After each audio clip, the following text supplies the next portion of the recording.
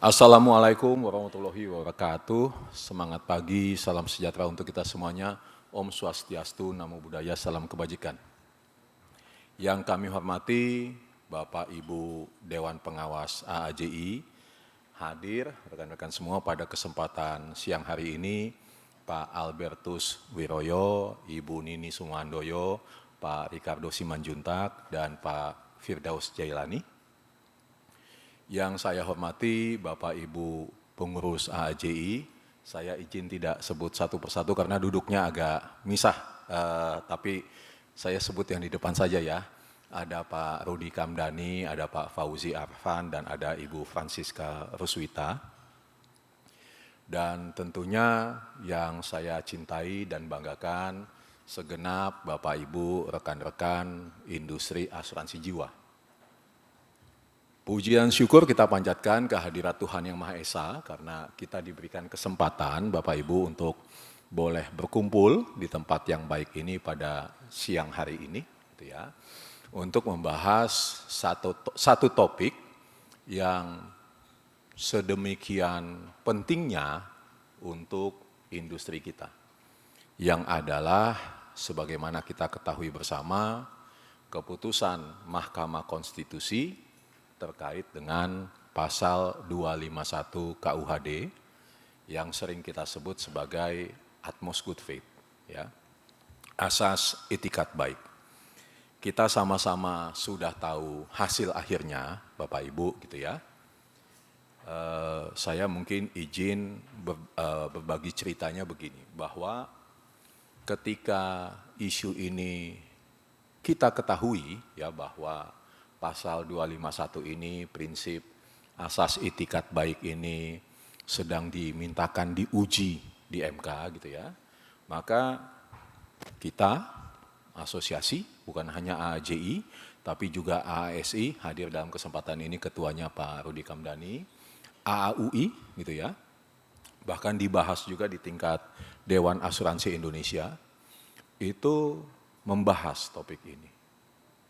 OJK juga mengajak kita berdiskusi tentang topik ini. Ya, sedemikian pentingnya aspek asas itikat atau prinsip itikat baik ini, ya. Dan kita mengupayakan Bapak Ibu untuk menjadi pihak terkait gitu ya, mencoba memberikan pandangan, penjelasan kepada Mahkamah Konstitusi mengenai kenapa pasal 251 ini diterapkan dan perlu dipertahankan bagi kelangsungan industri asuransi jiwa. Kita menyadari segala keterbatasan kita, oleh karenanya pengurus AAJI, demikian juga saya percaya pengurus asosiasi yang lain itu menunjuk ya konsultan hukum untuk membantu kita mencoba memperjuangkan dipertahankannya pasal 251 ini di MK.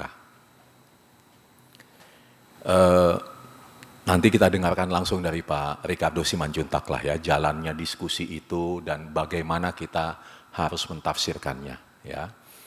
Setelah keputusan itu keluar, Bapak Ibu, ya, dapat kami sampaikan bahwa Dewan Pengurus AAJI beserta beberapa pengurus terkait sudah melakukan diskusi, ya, sudah melakukan diskusi dan ternyata kami di Dewan Pengurus AAJI memiliki penafsiran yang sama. Ya, bahwa keputusan MK itu pada dasarnya tidak menghapuskan pasal 251. Ya. Hanya saja kalau kita ingin membatalkan polis harus persetujuan kedua belah pihak, ya. Atau lewat pengadilan. Ya. Pak Ricardo sudah banyak menyampaikan pandangannya gitu ya. Nanti rekan-rekan silahkan bertanya sebanyak-banyaknya kepada Pak Ricardo. Saya izin berterima kasih sekali ini kepada Pak Ricardo Simanjuntak, bukan sebagai Dewan Pengawas kita, tapi sebagai konsultan hukum kita. Terima kasih banyak Pak Ricardo berkenan untuk hadir di sini. Ya. Satu lagi penafsiran kami pengurus dalam segala keawaman mayoritas Dewan Pengurus AAJI tentang legal ya kan, bahwa bukannya dihapus itu satu. Yang kedua, MK tidak melarang kita kok untuk menolak membayar klaim. Tidak dilarang, ya. Tetapi yang diminta atau diputuskan oleh MK adalah kalau mau membatalkan polis, kesepakatan kedua belah pihak. Sehingga kita sebagai penanggung tetap punya hak sebagaimana sebelum pasal 251 diujikan untuk menolak klaim kalau memang kita punya kepercayaan dan dasar yang kuat untuk menolak klaim. Paham ya Bapak Ibu ya, jadi bukan berarti ini akhir buat industri kita. Tetapi sebaliknya, banyak dari pengurus percaya bahwa inilah momentum untuk kita berbenah diri. Ya, kita tetap bisa bertumbuh, ya. Ada sedikit yang berubah dengan keputusan MK ini, dan industri kita, masing-masing perusahaan di mana kita bekerja harus menyesuaikan diri. Ya Bapak Ibu, nanti akan kita bahas ya apa saja yang harus disesuaikan. Pak Ricardo juga akan kasih masukan yang banyak. Ya, di AAJI sendiri kami sudah membentuk tim kecil, Bapak Ibu. Ya, ada Bu Francisca Ruswita, salah satunya, betul ya Mbak Ita? Aku nggak salah ingat ya. Ya. Ada Bu Frans, ada 4 orang saja rasanya atau 5 lah paling banyak. Ya saya ingat beberapa namanya. Di mana tim kecil ini kita mintakan bantuannya untuk boleh mengidentifikasi area-area yang sekiranya perlu penyesuaian. Ya, setelah keputusan MK ini keluar.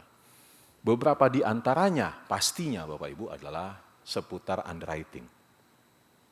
Ya, saya tidak ingin bicara panjang lebar gitu ya Bapak Ibu supaya diskusi Pak Ricardo lebih panjang.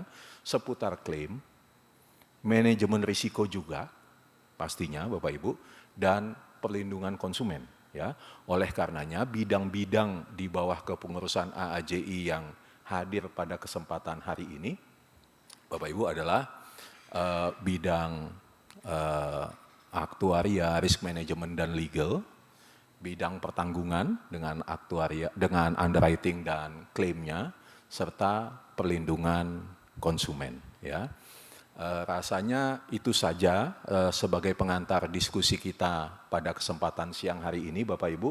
Sekali lagi ini forum yang amat sangat penting buat kita dan kita mendapatkan kesempatan yang luar biasa untuk boleh mendapatkan gambaran, informasi, paparan, penafsiran, apapun itu dari Pak Ricardo Simanjuntak. Saya izin Bapak Ibu, sekali lagi, Pak Ricardo Simanjuntak bukan hanya Dewan Pengawas kita, bukan hanya praktisi hukum, konsultan hukum yang banyak berkiprah di bidang keuangan termasuk asuransi, tetapi lebih dari itu, salah satu konsultan hukum yang kita mintakan bantuannya pada saat memperjuangkan pasal 251 ini adalah kantor konsultan hukumnya Pak Ricardo Simanjuntak. Jadi sungguh satu kesempatan yang luar biasa Pak Ricardo ada bersama kita pada kesempatan hari ini. Ya, demikian dari saya Bapak Ibu. Wassalamualaikum warahmatullahi wabarakatuh. Om Santi Santi Santi Om. Assalamualaikum warahmatullahi wabarakatuh. Selamat siang Bapak Ibu semua. Selamat tahun baru 2025, selamat Happy Chinese New Year juga, gongsi-gongsi Bapak Ibu semua. Dan kesempatan yang luar biasa, saat ini tidak berjanjian tapi kita sama-sama pakai jas ya. Cuman saya nggak pakai dasi biar kelihatan mana yang dibayar dan mana yang tidak dibayar ya. Oke. Bapak Ibu, ular kayu bertahun baru. Tahun 2025 industri asuransi semakin seru. Tanggal 3 Januari ada putusan MK yang baru. Itulah kenapa Bapak Ibu hadir di sini untuk kita beritahu. Tepuk tangan untuk Bapak Ibu semua ya. Dan hari ini saya lihat Pak Ricardo ini bentuknya udah kayak kelas Pak. Jadi kalau kita buat satu orang kira-kira 1 juta udah berapa nih Pak? Jadi intinya Bapak Ibu selamat, hari ini Bapak Ibu kita akan berdiskusi, tadi Pak Budi Tampu Bolon sudah menjelaskan banyak, itulah yang akan kita capai pada diskusi hari ini. Dan saya yakin Bapak Ibu, diskusi hari ini Bapak masuk mungkin ada yang bukan sarjana hukum, tapi nanti keluar dari sesinya Pak Ricardo, Bapak Ibu pasti SH. Sarjana Hasuransi ya. Kemudian yang udah SH beneran nanti jadi MH ya, Magister Hasuransi juga. Bapak Ibu, baik, saya yakin saya tidak usah memperkenalkan Pak Ricardo Simanjuntak. Tadi Pak Budi, Ketua Umum AJI bilang beliau adalah sekaligus juga Dewan Penasihat, Dewan Pengawas kita. Kita akan segera mulai diskusi kita mengenai putusan MK nomor 83 garis miring PUU 22 garis miring 2024 yang dikeluarkan pada tanggal 3 Januari 2025 itu yang sedikit banyak memberikan banyak perdebatan, banyak diskusi. Karena itu kita harus mengapresiasi langkah yang dilakukan oleh AAJI pada siang hari ini. Kita berkumpul untuk berdiskusi. Bapak Ibu bisa lihat tajuk diskusi kita pada hari ini. Tujuannya adalah bahwa Bapak Ibu mendapatkan semacam informasi, Bapak Ibu mendapatkan background yang sebaik-baiknya. Karena pada saat ini Bapak Ibu banyak sekali diskusi di luar sana. Banyak sekali dalam tanda kutip ahli memberikan wacana apa dampak bagi industri asuransi, apa yang harus dilakukan. Maka sebelum Bapak Ibu tersesat lebih jauh, sekali lagi udah ada Pak Ricardo sebagai salah satu pihak terkait. Kita beri tepuk tangan yang meriah untuk Pak Ricardo. Dan tentu Pak Budi Tampu Bolon, kemudian juga Dewan Pengurus, Dewan Penasihat dari AJI, mohon izin kita akan segera lakukan diskusi ini. Tepuk tangan untuk kita semua. Kita akan mulai diskusi kita tahu diskusinya sedemikian meriah, demikian luar biasa mengenai dampak dari putusan MK nomor 83 tahun 2024 ini. Tapi kita mungkin ingin dengar langsung dari Pak Ricardo ketika Pak Ricardo juga mewakili asosiasi sebagai pihak terkait dalam putusan seperti itu. Monggo nanti silahkan Pak Ricardo apakah mau langsung ke intinya atau mundur sedikit mengenai latar belakang dari permasalahan ini mengenai pasal 251 KUHD yang dimohonkan oleh pemohon untuk dalam tanda kutip dimintakan judicial review-nya ke Mahkamah Konstitusi. Tanpa berpanjang lagi Pak Ricardo silahkan, giliran yang dibayar. Enggak ya, bercanda, itu bercanda. Silakan Pak. Saya boleh ke situ? Biar kelihatan lebih kerja keras gitu. Oh ini udah ada ya. Baik Bapak dan Ibu sekalian, selamat siang buat kita semua. Assalamualaikum, salam sehat. Secara khusus kepada Ketua Umum Asosiasi Asuransi Jiwa Indonesia, Ketua Umum Asosiasi Asuransi Syariah Indonesia yang hadir pada hari ini.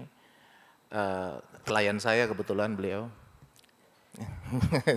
Jadi dan juga kepada Dewan Penasehat Pak Fir. Beliau ini ketika masih menjabat lebih sering berdiskusi asuransi dengan saya, dan juga ada Ibu Nini, ada Pak Albertus, dan seluruh pengurus Asosiasi Asuransi Jiwa Indonesia dan juga Asosiasi Asuransi Syariah Indonesia, dan mungkin kalau hadir dari AUI juga dan semua kita. Bapak Ibu sekalian, terima kasih untuk waktu yang diberikan pada saya. Tadi sudah dijelaskan oleh Pak Budi bahwa persoalan ini tiba-tiba muncul dan fokusnya adalah ada konsumen yang merasa atau meyakini hak konstitusionalnya dilanggar atas keberlakuan dari 251. Itu fokusnya. Nah, di mana itu bisa dilakukan? Dia memilih Mahkamah Konstitusi. Mahkamah Konstitusi itu adalah satu pengadilan yang secara khusus didirikan sebagai lapis akhir untuk memastikan bahwa seluruh peraturan atau undang-undang yang berlaku di Indonesia tidak bisa melanggar undang-undang dasar. Itu makanya dikatakan dia the guardian of institution. Jadi semua ketentuan, jadi undang-undang tertinggi di Republik Indonesia ini adalah Undang-Undang Dasar tahun 1945. Sehingga semua undang-undang atau peraturan yang berada di bawahnya harus mengacu dan tidak bisa melanggar atau bertentangan. Kurang lebih seperti itu. Nah, Mahkamah Konstitusi memiliki 3 tugas. Pertama adalah dia memiliki hak untuk melakukan pengujian terhadap substansi dan juga formalitas dari kehadiran undang-undang. Itu yang pertama. Yang kedua, dia juga mempunyai kewenangan untuk menyelesaikan atau memeriksa sengketa pilpres, pilkada. Yang ketiga, dia mempunyai kewenangan memeriksa sengketa antar lembaga. Yang sedang kita bicarakan ini adalah tentang kewenangan Mahkamah Konstitusi memeriksa dan memutus sengketa yang timbul dari aplikasi atau keberadaan undang-undang. Dan yang sedang dibicarakan itu adalah pasal 251 KUH Dagang.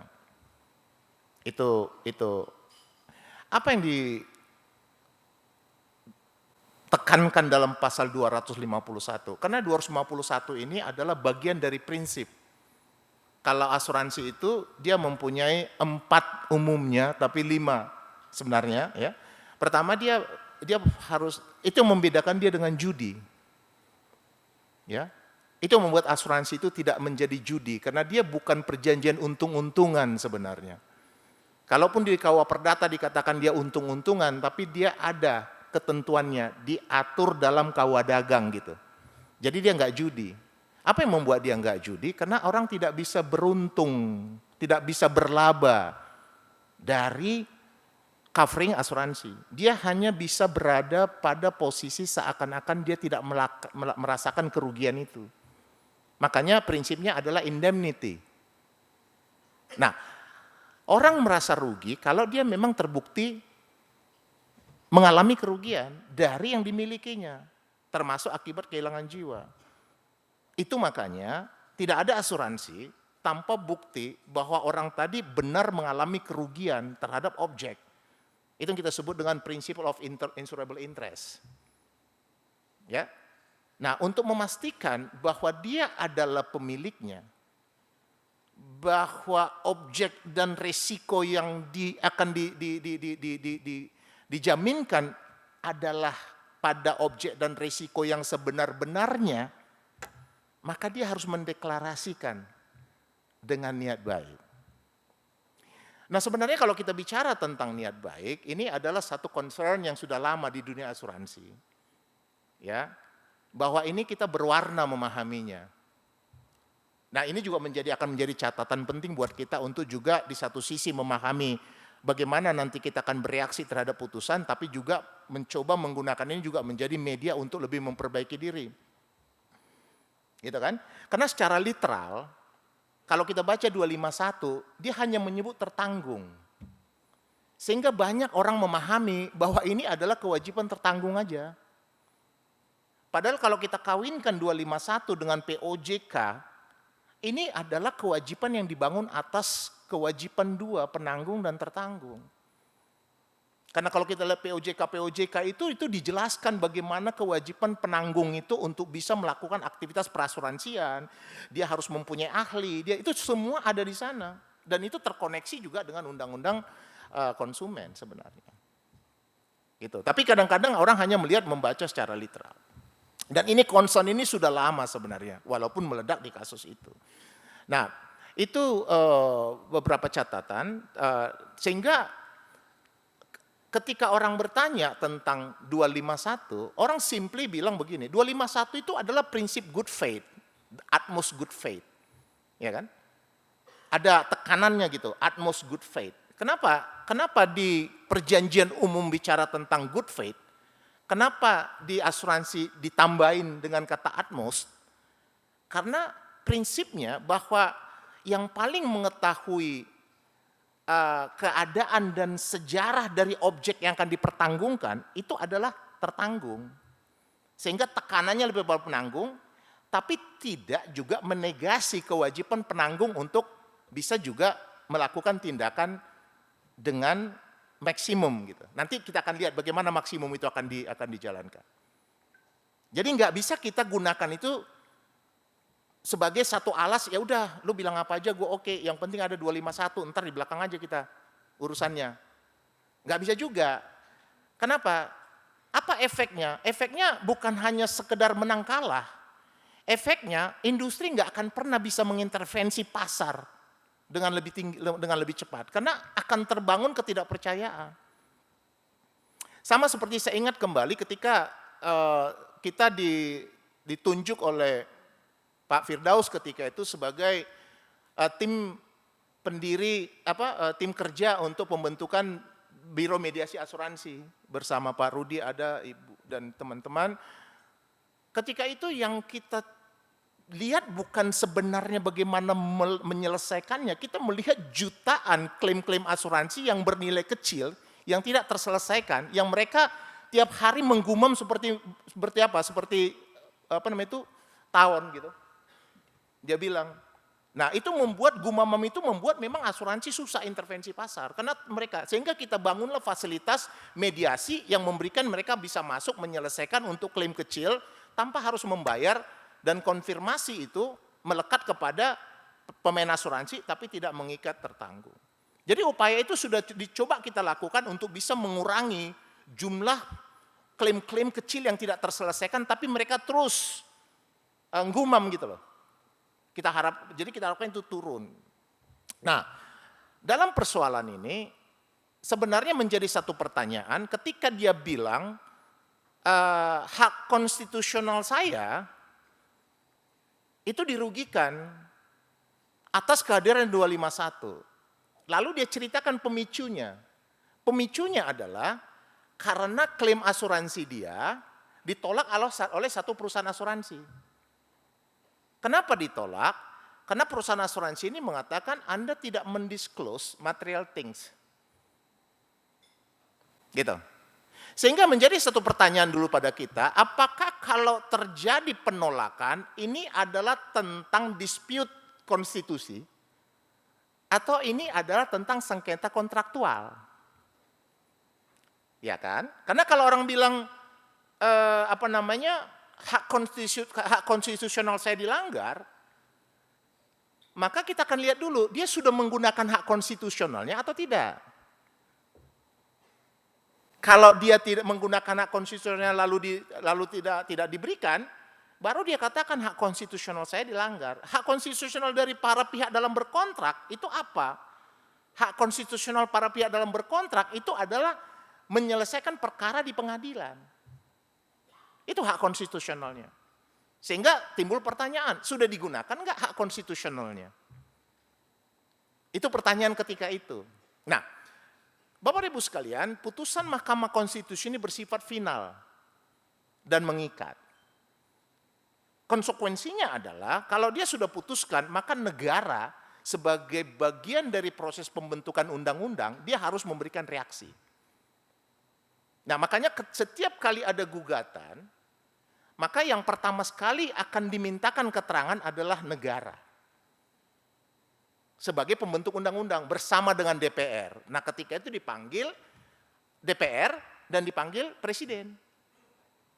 Ketika itu, saya sih belum tahu juga apa yang mereka jelaskan. Gitu. Lalu kemudian untuk memberikan tambahan, maka dipanggil pihak-pihak yang dianggap terkait. Seperti dijelaskan Pak Budi tadi, OJK dan Asosiasi Industri secara aktif menyampaikan atau menyampaikan sebagai pihak terkait dan memberikan masukan-masukan. Nah, bagaimana harusnya pengadilan memeriksa dan memutus perkara? Ya, kita enggak membangun atas berdasarkan feeling enggak, tapi kita harus berdasarkan hukum, ya kan?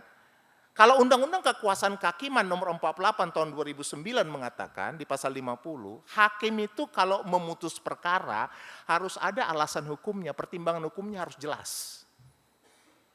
Itu kata pasal 50 Undang-Undang Kekuasaan Kehakiman. Pasal 45 Ayat 2 Mahkamah Konstitusi mengatakan bahwa hakim konstitusi ketika memutus perkara harus mendasarkan pada pertimbangan hukum yang jelas. Kalau kita katakan pertimbangan hukum, saya minta maaf nih kalau teman-teman yang bukan dari orang hukum, ini harus masuk ke sumber hukum namanya. Termasuk undang-undang, jurisprudensi, segala macam, doktrin. Ini yang membuat saya bahagia ketika saya sekolah di common law, ya. Dan kalau saya membaca buku putusan Singapura dan Australia, Inggris, itu semuanya dilengkapi dengan pertimbangan hukum yang luar biasa. Kalah pun kita kagum. Jangan menang, kalah aja kita kagum. Ya. Nah, lalu pasal 45 ayat 3, saya bukan mau katakan bahwa ini enggak final ya, tapi saya mau menjelaskan keheranan saja dulu sebagai warga negara. Pasal 45 ayat 3 mengatakan bahwa putusan itu tidak boleh diputus tanpa 2 fakta. Nah, apa yang terjadi? Pemerintah hadir, tapi apa alasannya saya juga belum terlampau dalami. DPR hadir, mereka bilang ini undang-undang lama, kita juga tahu. Ya kan? Ini kan undang-undang Belanda ini, tahun 1817. Kalau 1817 kita masih lebih banyak di pohon, masih awuk-awuk kan. Ya. Jadi bukan hal yang baru itu, bahwa ini udah lama. Tapi prinsip ini masih menjadi jiwa gitu ya. Nah kemudian kita juga asosiasi hadir dengan rangkaian dalil dan juga menghadirkan ahli. Nah ada 2 bagian dari proses pemeriksaan Mahkamah Konstitusi. Sebelum saya masuk ke materi saya, ada 2. Satu, dia harus memeriksa formalitas dulu. Apakah memenuhi syarat? Untuk syarat orang bisa mengajukan, dia harus memenuhi syarat 5, kumulatif. Jadi bayangan saya, kalau untuk memeriksa syarat akumulatif ada 5 poin, saya ngebayangkan minimal 60 lembar gitu loh. Ya kan? Dari mulai doktrin ini termasuk Munirkan, Jengiskan, semua dimasukin lah. Segala macam doktrin-doktrin supaya kelihatan seru. Tapi unfortunately yang membuat saya sampai sekarang masih bingung, ya. Pendapat pertimbangan hukumnya cuma 1 paragraf. Hanya untuk formalitas tadi, cuma 1, mantap kali kira-kira gitu loh. Kalau Medan bilang. Ya. Kenapa saya nggak tahu, padahal dasarnya 5. Ya, kenapa dia bisa hak konstitusionalnya dianggap terlanggar? Kenapa dianggap misalnya mempunyai kausa verbal? Kenapa dianggap bahwa itu menjadi satu solusi? Kenapa? Karena kalau kita masuk pada teori, kalau 251 nggak bisa kita gunakan, kan kita bisa gunakan 1338 ayat 3. Iya kan? Itu sama-sama good faith kan? Gitu loh. Jadi nggak ada, ya udah karena dia final kita ikut aja. Gitu ya. Nah, kemudian setelah dibilang oke, berarti pemohon berhak untuk mengajukan. Oke, nggak apa-apa. Berarti kita masuk sekarang ke pokok permasalahan. Nah, ada satu pertanyaan yang saya ingat begini. Mungkin juga pertanyaan menjadi sangat penting juga buat kita. Kalau Anda bilang bahwa 251 itu adalah tentang prinsip the utmost good faith, berarti penolakan itu hanya akan terjadi kalau utmost good faith dilanggar. Which is benar dong, ya kan? Lah di 251 ini enggak good faith juga dibatalin loh. Ya kan? Kalau 251 itu kan kalau disampaikan informasi tidak benar, walaupun secara good faith, batal. Berarti enggak the utmost good faith dong. Kira-kira itu lemparan poin ini dari majelis. Saya nggak tahu apakah itu memang sengaja dilempar poinnya untuk ujian semesteran atau untuk kita menjawab, saya nggak paham juga. Ya. Sehingga kita jelaskan bahwa kenapa 251 itu termasuk pada good faith juga menjadi dasar pembatalan. Karena esensi 251 itu adalah tentang bagaimana kesepakatan itu dibuat. Karena kesepakatan itu dibuat dengan cara informasi yang tidak benar secara material, maka kesepakatan itu menjadi cacat. Itu esensinya. Sehingga kalaupun dia cacat, maka konsekuensinya pembatalan tadi akan menuju kepada konsekuensi si pembatal. Kalau cacatnya atas good faith, maka 281 kawa dagang bilang kembalikan preminya. Kalau atas bad faith, 282 kawa dagang bilang tidak perlu dikembalikan preminya. Jadi 251 itu melekat dengan 281 dan melekat dengan 82 kalau kita lihat sejarah berpikir dari 251. Memang betul kalau dikatakan kita hanya bilang ini prinsip good faith, ini prinsip good faith. Loh emang 251 hanya bad faith yang dibatalin? Tidak, good faith pun batal di situ. Tapi esensinya adalah tentang cacat berkontrak. Gitu ya. Jadi ini ya. Nah, sekarang pertanyaan tadi memang membuat kita banyak mendapatkan poin-poin yang melihat kenapa orang bingung. Nah, kalau kita bicara tentang the guardian of constitution, sebenarnya kemampuan dari para hakim Mahkamah Konstitusi untuk membangun dalil itu harus lebih kuat.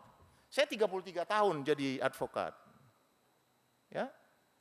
Sudah di pengadilan saya rasanya bisa membedakan proses berpikir hakim dalam putusan, which saya sering hargai kalau mereka bisa menjelaskan dengan sangat baik, lepas dari kita kalah menang. Ya. Tapi kalau nggak ada pertimbangannya, saya juga bingung atas dasar apa. Tapi itu pun saya katakan putusan ini final dan mengikat, sekarang kita akan masuk ke substansi. Ya, Bapak Ibu sekalian, setelah putus, mungkin dari halaman pertama, setelah putus saya mendengar banyak reaksi. Pertama, bahwa kita nggak bisa lagi membatalkan gitu, ya kan? Saya belum melihat ada titik kebenaran itu. Kenapa? Karena putusan dari Mahkamah Konstitusi tidak membatalkan 251, tidak.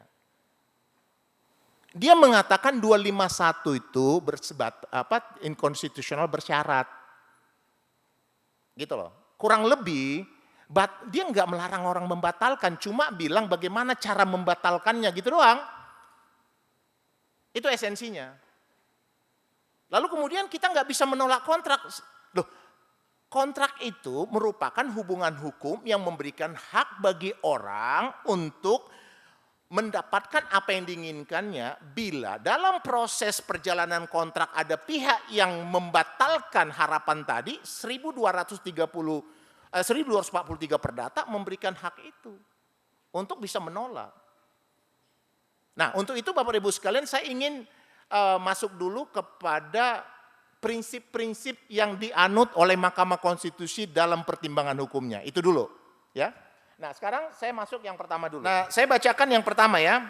Ini kita enggak analisa ya. Ini adalah pengulangan pertimbangan hukum Mahkamah Konstitusi supaya kita tahu. Ini saya kutip dari putusan Mahkamah Konstitusi, bukan analisa saya. Dari Mahkamah Konstitusi mereka katakan, mereka mengakui, mereka menegaskan yang disebut dengan asas konsensualisme.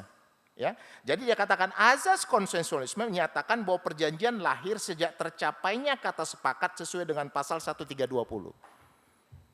Itu dia yang mengkonfirmasi loh, bukan ya, supaya kita lihat. Kemudian, jadi artinya apa? Bahwa kesepakatan pihak lain yang menjadi ukuran, yang menjadi dasar pembentukan hukum di antara para pihak. Itu dulu. Yang kedua, kewenangan tadi itu dijamin oleh prinsip kebebasan berkontrak. Jadi bebas, dan bahkan dia bilang begini, kebebasan berkontrak boleh membuat perjanjian dalam bentuk apapun sepanjang tidak bertentangan dengan hukum dan kesusilaan. Dalam bentuk apapun. Makanya saya bilang ini kemajuan berpikir. Kalau dalam tulisan buku-buku saya di teknik perancangan kontrak yang saya tulis, itu saya nggak berani bilang dalam bentuk apapun. Dia bahkan bilang dalam bentuk apapun. Jadi satu ya, konsensualisme dasarnya, kontrak instrumennya, ya kan, kebebasan berkontrak dasarnya, kemudian konsekuensinya fakta sunt servanda. Ini anak-anak hukum udah biasa sih, tapi artinya saya mau melihat penegasan dia. Bahwa tiga prinsip ini tidak mereka negasi. Ya, tidak dibatalkan, tidak dilawan sama dia, ditegaskan ya. Lalu dikatakan ada itikat baik.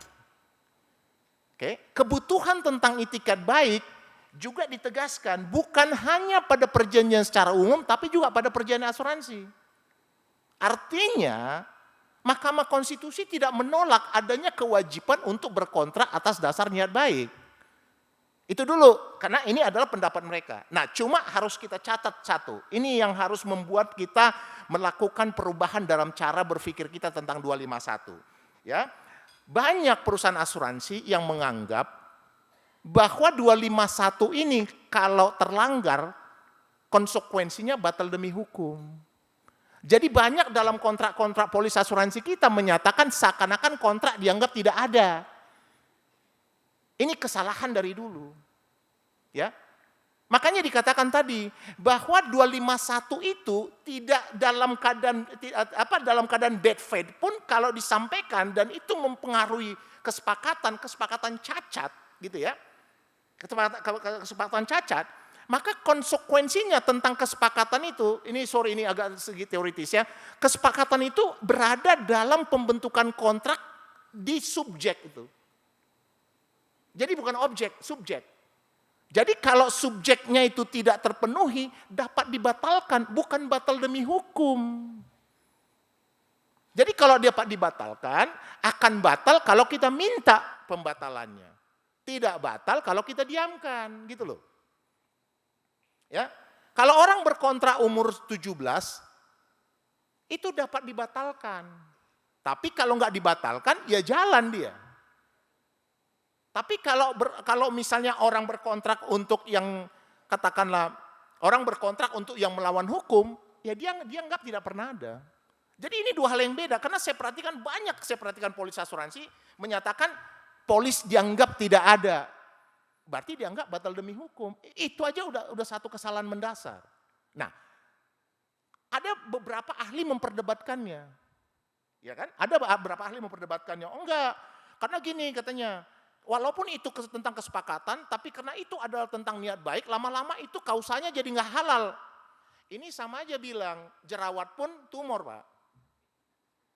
Ya, kalau ditanya jerawat itu apa? Itu termasuk tumor juga, makanya dokter itu bisa nyambungin ke semuanya. Orang kepelekok pun bisa diperiksa dadanya, ronsen kepala. Padahal kakinya tadi terkilir, dia pergi ke rumah sakit, periksa ronsen kepala gitu. Kenapa? Karena dibayar asuransi. Ya kan? Pokoknya apa ini diperiksa sama dia. Dari 10 ibu muda yang hamil, itu 8 dioperasi. Bukan karena nggak bisa melahirkan natural, karena dibayar asuransi kalau operasi. Ya, jadi hal-hal seperti nah, untuk itu supaya perdebatan ini berhenti, kita akan menggunakan pertimbangan hukum Mahkamah Konstitusi. Dia menyatakan bahwa itikat baik itu terbagi dua. Oke? Satu dia dimensi objektif, satu dia dimensi subjektif. Nah, ini kita gunakan nih, yang mereka katakan ya. Nah, dimensi subjektif itu adalah pihak-pihak tidak jujur. Ya kan? Dan tidak jujur. Nah, tidak jujur berarti kan masuk pada kualifikasi non-disclosure dan misdisclosure. Nah, dimensi subjektif ini menegaskan bahwa pelanggaran 251 adalah dapat dibatalkan, bukan batal demi hukum. Ya, supaya kita dapat satu gambaran dulu. Oke. Nah, sekarang kita masuk ke yang kedua. Tadi saya sudah katakan ya, Mahkamah Konstitusi menegaskan tentang 4 prinsip tadi. Jadi tidak ada satu prinsip pun yang ditolak. Konsensualisme disepakati, kebebasan berkontrak disepakati, konsekuensi kebebasan berkontrak Fakta Unsur Panda 1338 disepakati, ya, dan good faith disepakati, dan good faith dalam asuransi juga disepakati. Jadi tidak satu pun yang ditolak. Ini pendapat dia, bukan pendapat saya. Oke, sekarang kita masuk yang berikutnya. Yang berikutnya dikatakan bahwa asuransi itu, perjanjian itu ada 2, umum dan khusus. Umum 1320, adanya kesepakatan, para pihak jelas, lalu objek yang jelas, kausa halal. Tapi dia bilang, kalau asuransi khusus katanya, ini dia bilang bukan saya ya, perjanjian dalam asuransi, ini dia sebutkan bahwa perjanjian asuransi didasarkan atas, jadi Mahkamah Konstitusi mengakui insurable interest. Mahkamah Konstitusi mengakui indemnity. Mahkamah Konstitusi mengakui the utmost good faith. Mahkamah Konstitusi mengakui prinsip subrogasi. Nah, setelah diakui, dia masuk pertimbangan hukum. Nah, ini yang harus menjadi PR kita. Ini pertimbangan hukumnya saya bacakan. Perjanjian asuransi didasarkan pada asumsi bahwa calon tertanggung pada waktu mengajukan asuransi mengetahui semua risiko dan kondisi yang akan diasuransikan, sedangkan penanggung tidak mengetahuinya. Ini kan cakep ya. Ini kan kita banget nih, ya kan? Mengetahuinya. Dan bagi penanggung dalam menganalisis risiko yang akan diasuransikan lebih bergantung pada informasi yang diberikan oleh pihak calon tertanggung secara lengkap dengan penuh itikat baik. Nah, ini benar kita banget nih. Apalagi underwriting. Kalau saya tanya, langsung ini jawabnya. Ya, oh itu Pak, iya memang betul katanya. Itu kita nggak ngerti. Kalau nggak dikasih tahu kita nggak ngerti Pak, gitu kan? Gitu loh. Itu saya udah hafal banget ya. Ya karena saya main dari 96. Ya kan? Nah, ini yang menjadi PR kita. Meski seharusnya pihak penanggung pun tidak terlalu mudah percaya dengan keterangan tertanggung semata, namun keterangan informasi dari tertanggung pun seharusnya didukung bukti lain yang dapat meyakinkan pihak penanggung. Pusing nggak ini? Pusing dong. Ya kan? Tadi udah kita banget tuh. Lalu disuruh, Anda harus yakin. Kalau Anda nggak yakin, ya nggak bisa katanya.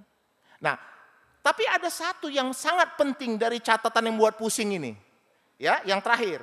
Guna meminimalisasi resiko yang akan timbul. Bapak Ibu sekalian, asuransi bukan soal menang kalah.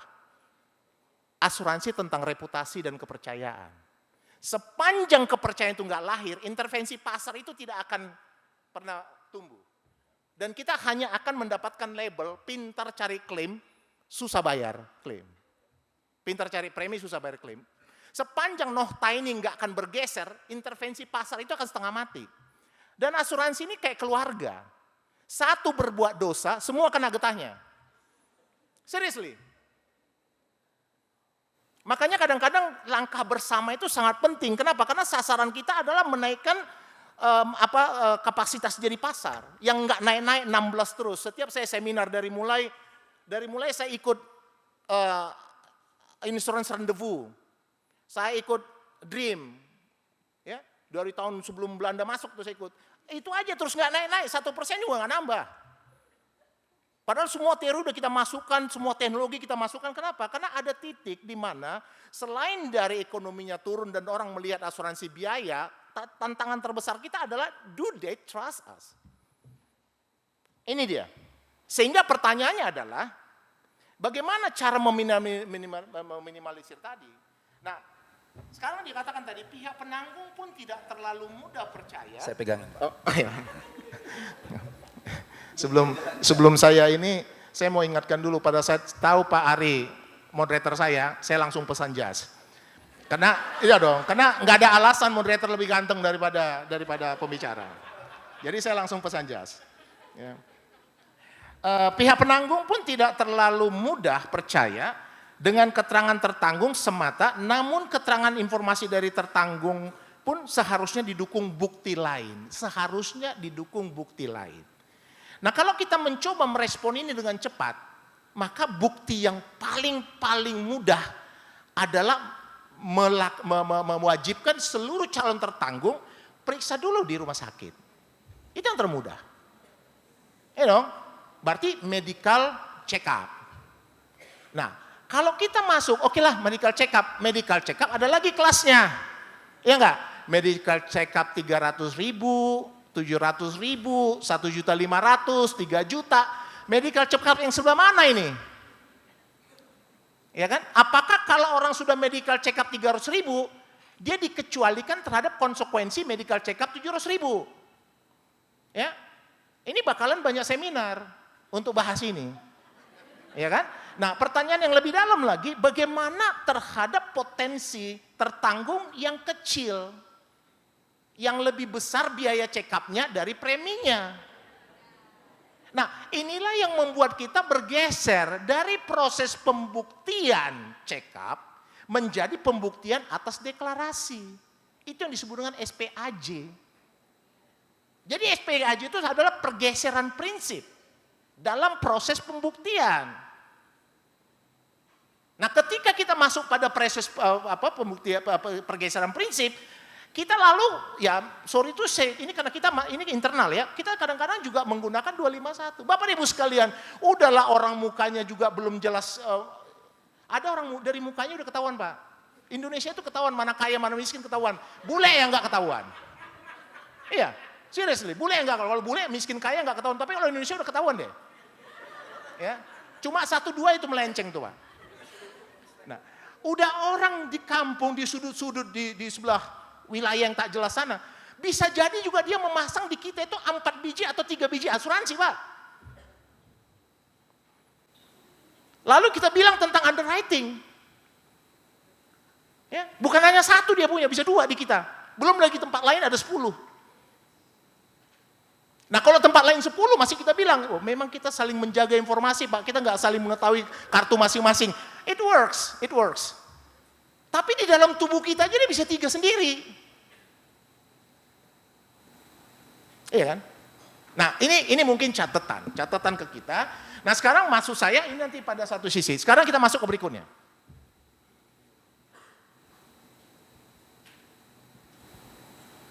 Nah saya bacakan yang ini yang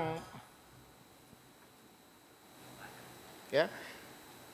Nah, jika memang terdapat keraguan, ini pendapat dia nih. Jika memang terdapat keraguan dari penanggung terhadap hal atau kondisi dari tertanggung sebelum melakukan kesepakatan untuk dituangkan dalam perjanjian, terlebih terhadap perjanjian asuransi jiwa yang memiliki sifat khusus karena masih didasarkan keadaan peristiwa yang belum dapat pasti terjadi, seharusnya pihak penanggung dapat mempertimbangkan untuk meyakini kesepakatan yang akan diambil dalam menindaklanjuti perjanjian yang dibuat bersama dengan pihak tertanggung, bukan menjadikan 251 KWD sebagai instrumen untuk berlindung dari kewajiban kepada tertanggung. Saya berpendapat, ini sebagai seorang advokat dan saya juga dosen soalnya, ya, pertimbangan begini ini pertimbangan bukan dalil hukum menurut saya. Ya. Ini adalah pertimbangan apa namanya itu? Perasaan ini. Ya.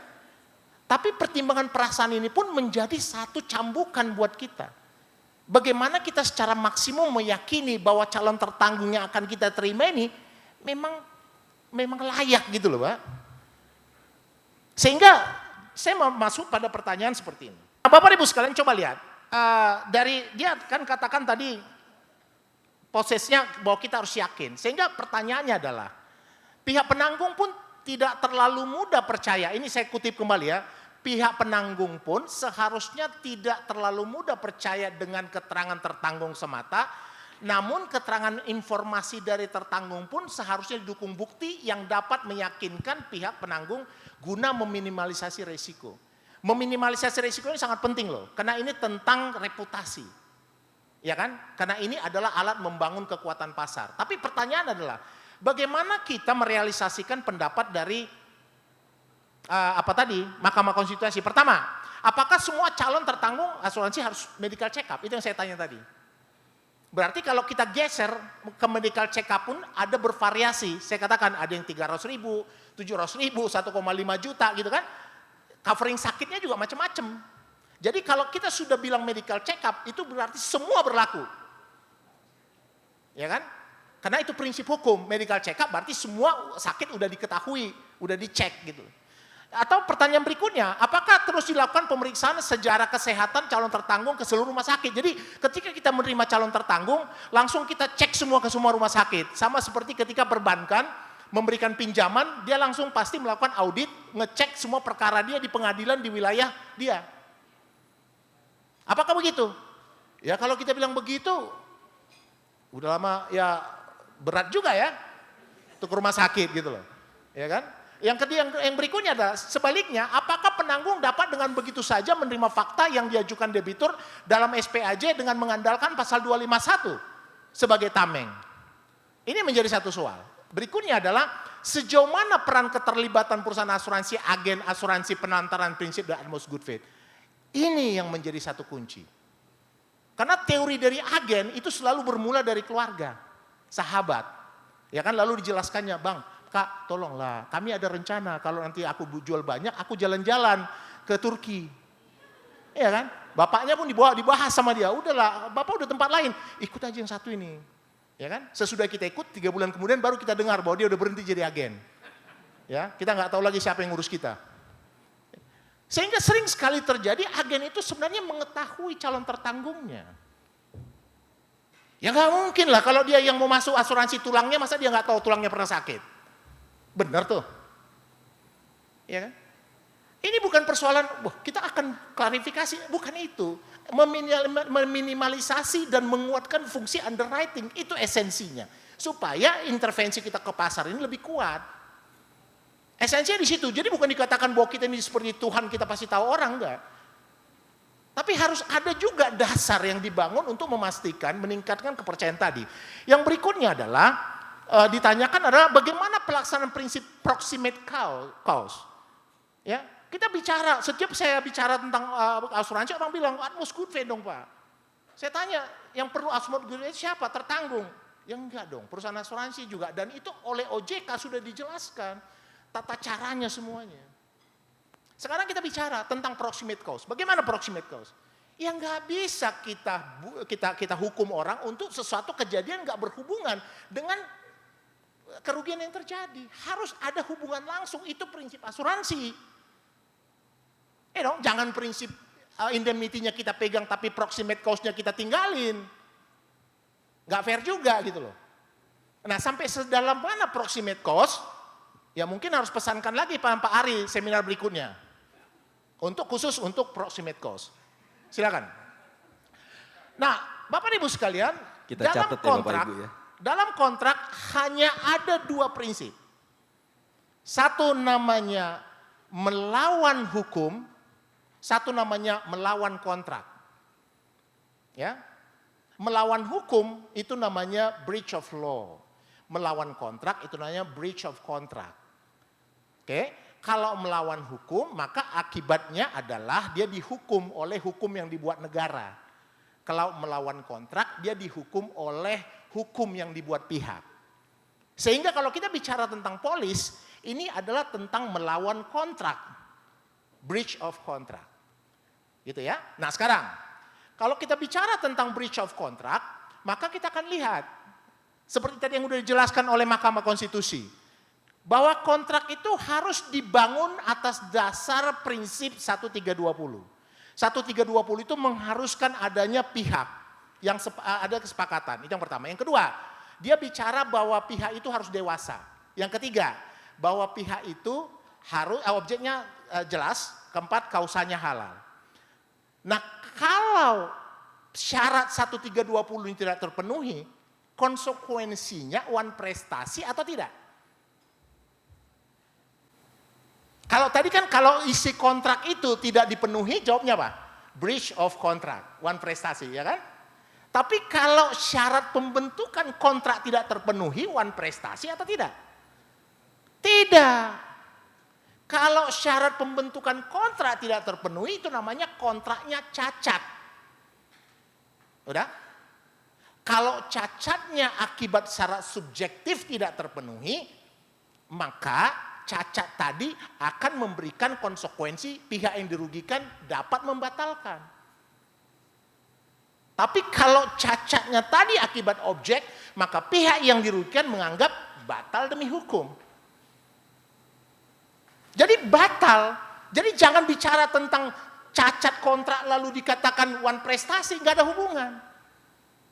Nggak ada hubungan. Ya. Wan prestasi itu maksudnya tidak berprestasi. Tidak perform. 1343 perdata.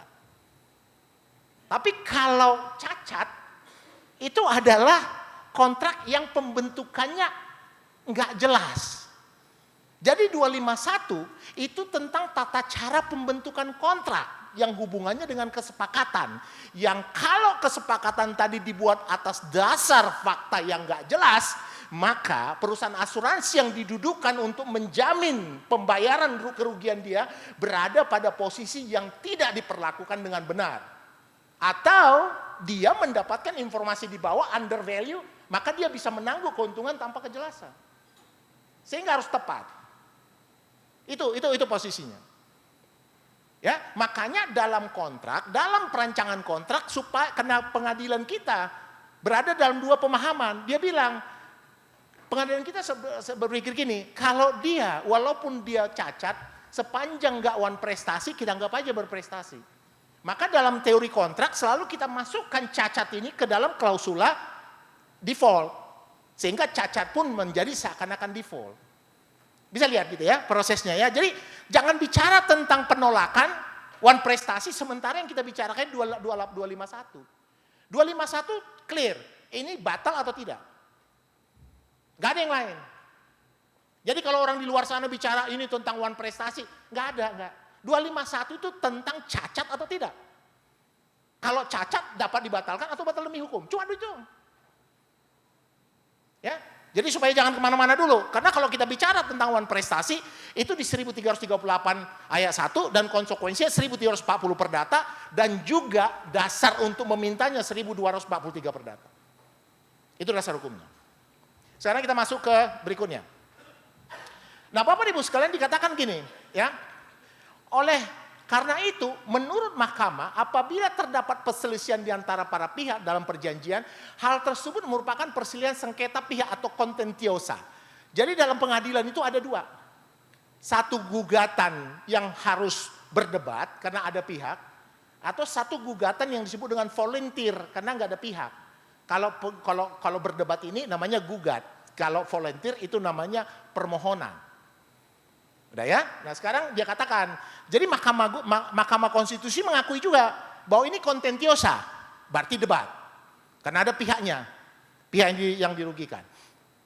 Para pihak penyelesaian terlebih dahulu melalui upaya kesepakatan kedua belah pihak.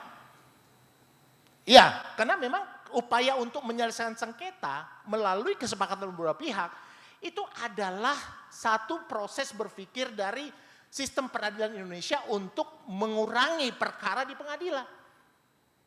Bisa nggak bayangkan kalau semua perkara di Indonesia pembatalan harus pergi dulu ke pengadilan?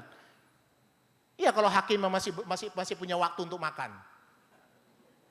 Sekarang aja putusannya nggak tahu kapan. Tahu nggak di Mahkamah Agung itu Hakim Agung itu bisa mutus satu perkara 1 hari 25. 1 hari 25 perkara. 1 hari 24 jam. Berarti dia memutus perkara nggak cukup 1 jam 1 hari. Ya, saya dengar itu ketika saya dulu mencalonkan diminta untuk jadi Hakim Agung. Pas saya dengar 25 kasus dia selesaikan 1 hari, saya langsung ngebayang, jangan saya, Iron Man aja nolak. Nggak sempat baca, gila. Jangan saya, Iron Man aja kurasa nolak. Ya, nah, jadi lebih dahulu melalui upaya hukum atau melalui mediasi apabila upaya penyelesaian tersebut tidak tercapai untuk memberikan penilaian terhadap ada tidaknya hal-hal. Jadi untuk memberikan penilaian terhadap ada tidaknya hal-hal keliru atau disembunyikan sekalipun dengan itikat baik berkaitan dengan tertanggung secara adil objektif dalam perjalanan asuransi untuk dinyatakan batal menurut mahkamah harus dilakukan oleh pengadilan yang secara konstitusional sebagai pelaku kekuasaan kehakiman yang diberi wewenang untuk menyelesaikan setiap perkara dalam ranah keperdataan. Ini yang disebut dengan demi hukum. Jadi dalam sengketa, ya kebebasan berkontrak itu memberikan kebebasan orang untuk bersepakat. Tapi kebebasan berkontrak tidak diberikan kepada para pihak untuk menentukan siapa benar dan siapa salah. Di situ batasnya. Oke? Nah, batas tadi itu dibangun di pasal 1266. Itu demi hukum. Jadi kalau dikatakan demi hukum, beda. Kalau demi kontrak harus disepakati dulu, harus dibuktikan dulu, baru kita lihat sebagai hukum.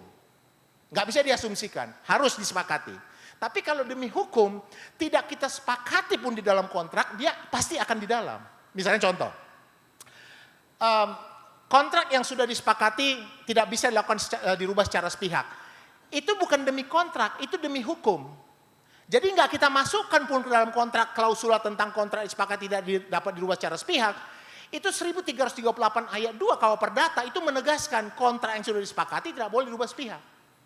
Sama seperti force major, kita nggak masukkan force major juga di dalam kontrak 1245 Perdata mengatakan bahwa kalau dia force major dia tidak. Jadi ada yang demi hukum tidak perlu dicantumkan juga, otomatis berlaku. Kenapa dicantumkan semua? Ada dua hal. Pertama, supaya para pihak lebih cepat memahaminya. Yang kedua, untuk billing hours, Pak. Ya. Lawyer-lawyernya supaya kelihatan cerdas lawyernya. Ya. Nah, hal-hal seperti ini. Silakan berikutnya. Nah, ini dia. Berdasarkan berpikir tadi, lalu Mahkamah Konstitusi menyimpulkan. Ini kesimpulannya. Ya, kesimpulan dia bilang gini. Menyatakan norma pasal 251 Kitab Undang-Undang Dagang ya, tidak mempunyai kekuatan hukum mengikat secara bersyarat. Jadi jangan berhenti. Ya, tidak mempunyai kekuatan hukum mengikat secara bersyarat. Orang Medan bilang, syaratnya apa, Bang? Kan itu syaratnya kan? Kita akan tanya.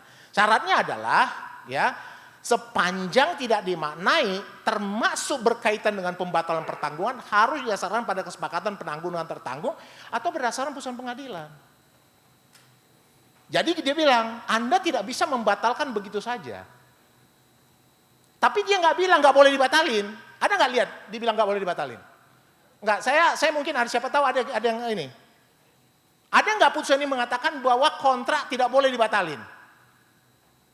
Enggak. Cuma dia bilang 251 itu Anda nggak bisa gunakan untuk membatalkan kecuali kalau proses pembatalannya tidak melalui dua cara ini. Caranya adalah disepakati pihak atau kalau enggak pergi ke pengadilan, which is right. Itu nggak salah. Ya, itu nggak salah. Sekarang kita akan masuk. Bagaimana cara mengaplikasikan ini? Silakan. Ini dia. Kalau misalnya kita katakan kalau dikatakan melalui pengadilan, bagaimana caranya? Apakah permohonan atau gugatan? Iya kan? Tadi kan udah dijawab, itu contentiosa, udah pasti gugatan. Jadi kalau setiap ada permohonan, pembatalan, berarti perusahaan asuransi harus mengajukan gugatan. Lalu kemudian gugatan tadi ada pihaknya, kemudian dia banding, kasasi, PK. Yang agak senang dengar itu saya sebenarnya. Karena cicilan saya akan semakin cepat selesai. Tapi bisa ngebayang itu pengadilan sendiri kurasa tutup. Kalau coba bisa bayangkan berapa perusahaan asuransi jiwa? 60, 70? Hah? Berapa? 59 sama asuransi umum. Ya. Kalau semuanya itu harus pergi ke pengadilan, Pak, memang dia bisa saya lihat bahwa di meja kita pasti ada kalender dari pengadilan. Terima kasih untuk jasa Anda kesetiaan menggunakan kami. Ya. Jadi saya melihat bahwa posisi, nah kalau melalui permohonan nggak mungkin. Kenapa? Karena setiap ada pihak nggak bisa melalui permohonan. Kalau permohonannya cuma sebulan, tinggal juga permohonan. Kalau di Singapura permohonannya 1 hari, expired injunction. Ya, kalau di sini sebulan. Dan itu nggak mungkin, pasti gugatan. Karena dia udah bilang juga contentiosa tadi. Sehingga sekarang kalau kita katakan putusan dan hukum itu kan harus bisa dilaksanakan kan? Selain bermanfaat dia harus bisa dilaksanakan. Kalau sepanjang nggak bisa dilaksanakan dia cuma ilusi.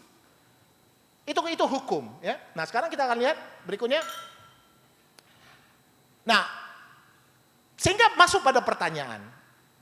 Ada dua tadi kan. Pembatalan itu tidak ditolak. Dia cuma bilang sepanjang kau lakukan dengan satu disepakati pihak atau pengadilan. Maka sekarang kita bertanya dulu. Kalau pengadilan udah pastilah.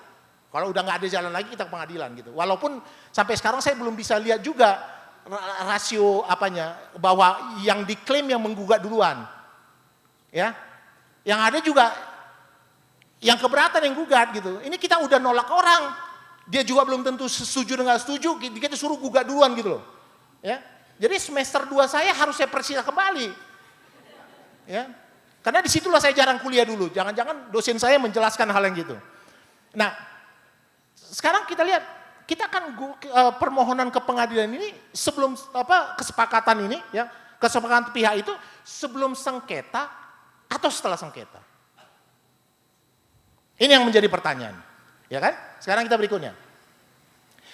Nah, kita lihat ini pertimbangan mereka. Sorry saya minta waktu sedikit ya, karena saya supaya nggak ada gosip yang kita analisa adalah isi berpikir dari hakim konstitusi. Oleh sebab itu, suatu persetujuan yang dilakukan dengan kehilapan atau diperoleh dengan paksaan penipuan, kesepakatan atau kena alasan yang ditentukan oleh undang-undang ataupun akibat pemberitaan yang tidak benar, yang diketahui oleh tertanggung mengakibatkan batalnya persetujuan dimaksud. Jadi ini udah mereka bilang ya, batal ya. Pasalnya ini jadi dapat dibatalkan semua. Sehingga pencantuman syarat batal dalam suatu perjanjian adalah merupakan syarat yang seharusnya selalu dicantumkan oleh para pihak dalam klausula perjanjian untuk mewujudkan adanya itikat baik. Jadi syarat pembatalan sudah harus dicantumkan para pihak atas itikat baik. Nah ini membuat pertanyaan kita tadi adalah syarat pembatalan sudah disepakati oleh para pihak. Ya, apakah pembatalan ini harus setelah sengketa atau tidak kan gitu? Nah sekarang kita berikutnya, silakan. Oleh karena itu prinsip itikat baik harus dilaksanakan secara pantas dan patut. Ya, berkenaan dengan itikat baik yang dimaksud, hal ini bukan saja harus ada pada saat pelaksanaan perjanjian, akan tetapi juga sejak awal dibuatnya dan ditandatangani suatu perjanjian. Ini kata dia. Sehingga ini membuka satu ruang atas kebebasan berkontrak, atas prinsip konsensualisme, kebebasan berkontrak dan fakta susur panda, bahwa sebenarnya kita masih mempunyai ruang untuk memperjanjikan kesepakatan pembatalan kontrak di awal. Oke. Kenapa fakta yang sudah kita lakukan bertahun-tahun ini tidak dilihat? Karena ada pertimbangan hukum mengatakan bahwa perjanjian tadi tidak dipahami oleh tertanggung. Iya kan? So what? Kalau perdebatan lapo tua kan gitu. Emang apa?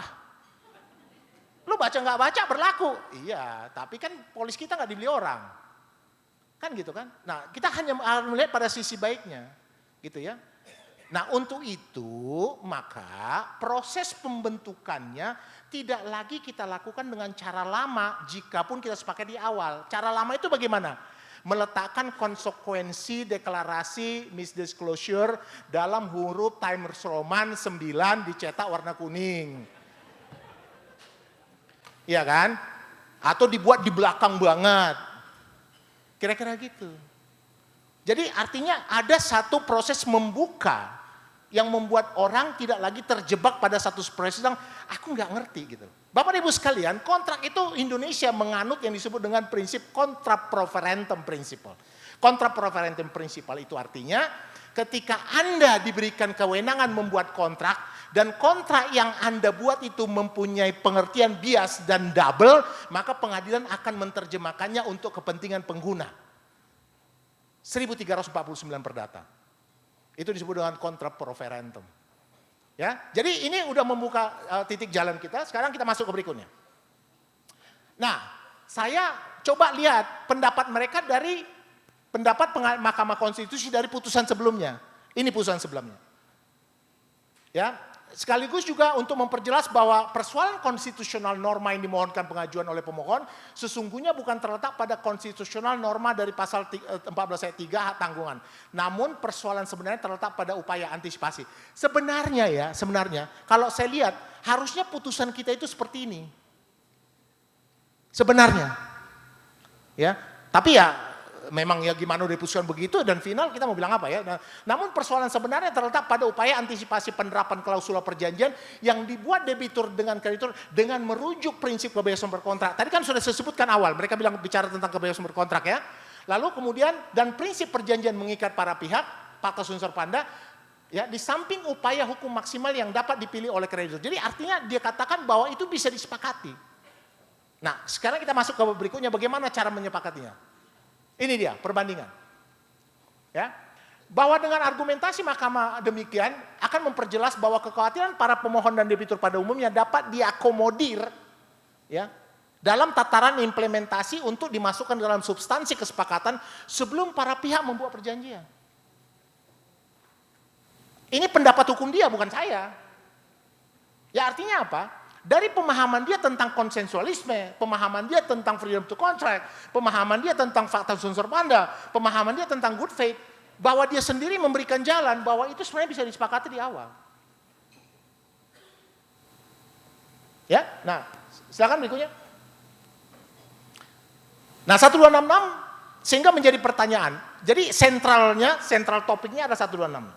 1266 itu adalah demi hukum, bukan demi kontrak. Tidak dicantumkan pun kalau orang berperkara pasti pergi ke pengadilan. Itu demi hukum. Sehingga dicantumkan atau tidak dicantumkan. Ya. Nah, sekarang saya mau tanya. Bisa nggak 1266 itu dikesampingkan? That's the question. Ya kan? Nggak bisa. Bisa, ini dua pendapat. Dua-duanya berlaku. Ya. Nggak bisa kalau kewenangan dalam menyelesaikan sengketa itu diberikan ke pihak. Nggak bisa. Sehingga Bapak Ibu sekalian, kalau dalam perjanjian praktek yang kita lakukan di seluruh kontrak kita mengesampingkan 1266, dan pihak yang tidak setuju tetap membawa ke pengadilan, pengadilan tetap memeriksa. Atas prinsip bahwa pengadilan tidak menguatkan maksud pihak, kekuasaan kehakiman, dia pasti memeriksa dan memutuskan. Pertanyaan adalah, terus fungsinya apa? Karena kalau kita katakan atas kebebasan berkontrak 1266 bisa dikesampingkan, maka setelah dikesampingkan dibawa ke pengadilan, pengadilan harus mengatakan tidak berwenang. Tapi dalam praktek pengadilan mengatakan berwenang. Pertanyaan berikutnya adalah, 126 bisa nggak sih dikesampingkan? Ya kan? Bisa. Kenapa? Karena kesepakatan para pihak dalam menyelesaikan sengketa melalui proses out of the court dalam perdamaian itu berdasarkan pasal 1858 perdata itu mempunyai kekuatan setara dengan hukum putusan pengadilan berkekuatan tetap. Dan bahkan kalau kita lihat bahwa kewenangan para pihak bisa mengesampingkan 1266 dengan memindahkan dia ke arbitrase. Berdasarkan pasal 2 Undang-Undang Arbitrase 30 tahun 99. Konsekuensinya pasal 3 Undang-Undang Arbitrase pengadilan tidak berwenang secara absolut. Jadi sebenarnya bisa. Asal tidak dipindahkan ke pihak. Gitu kan?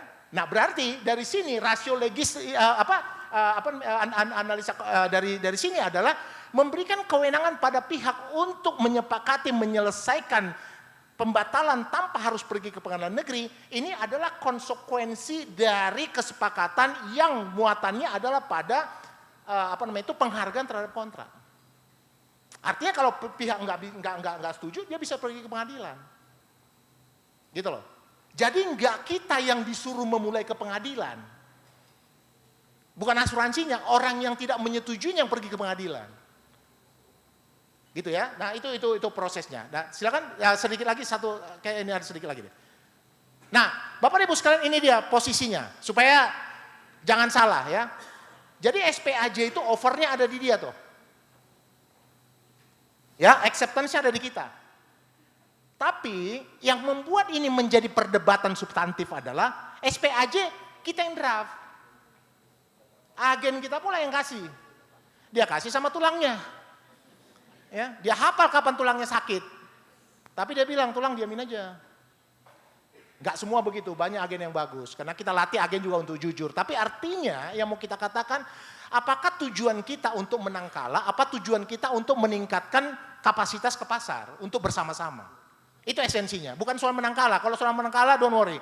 Saya lagi promo Pak, 3 kasus gratis 1. Setiap Bapak undang saya siap membela Bapak. Ya. Nah, kalau kita lihat, coba ini pre-look periodnya ya, pre-look periodnya dan welcoming call-nya. Jadi ini proses penguatan dalam proses nanti akan kita coba elaborasi dalam pendidikan agen. Silakan. Kita buat lagi seminar. Nanti saya bacakan solusinya. Saya minta maaf, ini kayaknya ada yang salah. Saya pikir sementara saya siap untuk tanya jawab. Terima kasih. Baik Bapak Ibu, kita berikan aplaus yang meriah untuk Pak Ricardo Simanjuntak. Luar biasa Pak Ricardo, itu isinya daging semua ya. Aduh, saya ngeliatin tadi begitu Pak Ricardo menjelaskan, mulai keluar 1338, fakta sum servanda, kontestesa gitu. Mukanya semua di belakang langsung minum kopi lagi, minum kopi lagi gitu ya.